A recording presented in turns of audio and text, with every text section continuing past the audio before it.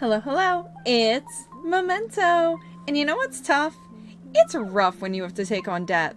Like, what do you mean I need to pay this off? I didn't even do it. But unfortunately for one anxious little mole, he's gonna have to deal with the consequences of others' actions as he tries to get his Gemporium up and running. While the premise is certainly simple, the pressure sure as heck isn't. Every day you wake up, you yearn for the mines, you polish your gems to perfection and then sell them to your eagerly waiting customers. Once the cycle is finished, you get a little free time to buy upgrades and then get a well-earned rest. But don't just take my word for it. Let's go through the cycle slowly so you can see how an average day went for me and my anxious little mole buddy. So this is Gemporium. You play as an anxious little mole, and each morning I would wake up, I would head into the mines where I would have to carefully mine away at the rocks in the hopes that I wouldn't crack my precious, precious gems. So you'd have to mine around them. You'd get used to finding a system. Took me a little while, but eventually I got down to a science. You would get the gems from each one of the mining spots. Your bag starts by only being able to carry 3 gems. You take them up, and then that's where you get to the polishing station. The polishing station consists of 2 mini games. The first one is a sliding bar where you have to knock away the debris that are on each of your gems. And then the second one is a polishing mini game where you scrub, scrub, scrub to perfection. Once you have done all of this with all of your gems, if there's still time, you can head back to the mines and you can try to maximize those gains. If there isn't time though, you open your shop. Your shop runs for a limited amount of time. And I actually didn't even realize this at first. But you have that time to sell to all of the customers that you can. Each one of them is going to have a gem that they love and a gem that they hate. If you sell them a gem that they love, they will pay you double the price. If you sell them a gem that they are neutral towards, they will pay you the asking price for the gem. And, well, I didn't even think of trying to give them something they hated, so guess you'll have to find that one out for yourself. That being said, this process is what repeats over and over and is the core gameplay loop of Gemporium, and a gameplay loop that I really enjoyed. That's how each one of my 10 days went. But here's the thing. I found myself feeling more pressure with each passing day. Despite the rather simple concept to this game, I wanted to min-max my ability to run through the mines, polish the gems, and sell them to as many customers as possible. I started planning out my upgrades, trying to figure out how best to maximize each day. Had I not only had 10 days within this demo, I would have strategized having days where all I do is go to the mines, while other days would be for polishing and selling. Because here's the thing, you have a timer, it's in the upper left corner. It took me about 3 or 4 days to notice this when I accidentally ran down the clock to nothing without ever selling a single gem. And you get to choose how you use that time. The morning is only for mining and polishing. The afternoon is for whatever you want, but is your only time that you can sell. So you need to plan your days. And I found myself really wanting to maximize my time to make this work. I found this game to be cozy yet not at the same time, and I appreciated that. Although, I will say, I had the ability to play it in a relaxed, cozy mode. This does have a unique setting to allow you to play it cozy. That means you're not going to have the time crunch. I just yearn for the mines, and I yearn for the time crunch and the challenge. But now that I've broken down the story and the mechanics of this game, I want to look at a couple other aspects of Gemporium. The first one is always the music. There are only a few tracks that played, but I enjoyed them for the most part.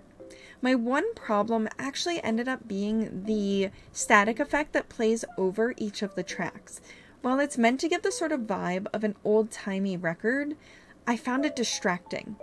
And while music is always subjective, my opinion as a music teacher is I think that effect needs to be lessened just a little bit. I'm not saying lessen it full out. I like the old-timey soundtrack. I just found that it was a little overpowering for me. but also I love the theme on the opening screen. So good. You guys heard that at the beginning of the video. Next, I want to talk briefly about the characters. Now, there aren't many characters in the game. Instead, I'm going to look at character design for this portion. All of the customers that come to your shop have such a unique look to them. I especially loved the earthworm with a singular boot on the end of his little wormy self. And every time I would catch sight of him, I would just smile because he's so darn tootin' cute. He was definitely my favorite character out of all of them. And I thought it was really cool that each character also had a name to go along with it. These weren't just like, I mean, a lot of them are repeating. You're seeing the same ones over and over. But I thought it was a nice touch that you also saw different names as you went. Now, granted, I was in a rush, so I didn't get to appreciate this fully. And that's where cozy mode comes in. If you play in cozy mode, you don't have to worry about that, and you can take in all of the beautiful details. The overall aesthetic and vibe of Gemporium, it's also so immaculate and well thought out. It feels like each element had a lot of thought put into it, and I can really appreciate that. The house that you live in, where you're able to access the mines as well as sell in your shop, is so cute, and honestly, a part of me would really love to be able to customize it a little bit, but I might just be a sucker for customization. But it does have this beautiful vibe to it that really drew me in and kept me immersed in the story. And honestly, the only thing I'm really hoping for right now is more expansion.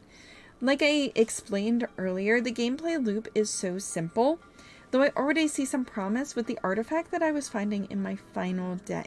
I'm hoping to see a little more expansion to that, but I do appreciate the simplicity. I think there is a lot to be said for a game that is simplistic, and Gemporium really did an excellent job of showcasing how you can take that simplicity and make something really beautiful with it. So what would my overall thoughts be on Gemporium? I liked it. It stressed me out in a good way, but in that good way, it brought out this perfectionist in me, and I also liked that I was able to take it more slowly, and I did actually take my first days far more slowly. This is a game that I want to keep an eye on to see what updates are in store for it, and with a release date of 2025, it seems those updates may be coming even sooner than we think. So, if you are a fan of shop resource management games where you have to get the products to sell in your shop, I think this is a fantastic game for you. I think it is so endearing, it is so sweet, and while the story of it isn't overly complex, I think that the game is exactly what it tells you it's going to be. The Steam page is very descriptive in that this is a game for you to mine, for you to polish, for you to sell, for you to pay off the debt that was unfortunately left with you, and I think Gemporium did an amazing job doing just that. So, if you are interested in that, wishlist the game, check out the demo during Steam Next Fest, and I have heard that the demo will be available after Steam Next Fest as well. So this is not a limited time demo, you will all be able to see it no matter when you see this video, hopefully. At least in the near future. And yeah, thank you so much for watching. I hope that this gave you an idea of what Gemporium has in store. And if you want to see more of me, give this video a like, leave a nice little comment, and maybe even subscribe so that you can see every time I upload a new video. And with that being said, we all yearn for the mines. Ready, steady, bye!